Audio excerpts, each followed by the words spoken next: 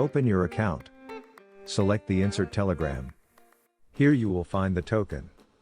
Token is the sequence of random numbers and letters. Click to the sign near the token.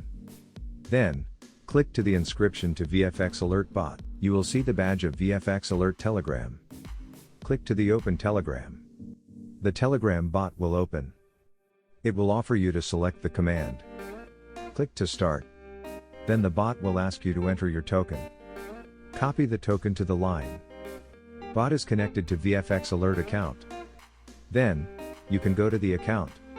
Set the necessary asset, algorithm, power and expiration. Click to the update settings. Your settings are renewed. Go to the Telegram bot and click start. Your bot is started. You will see the currency pair with certain algorithm, level of power and time of expiration.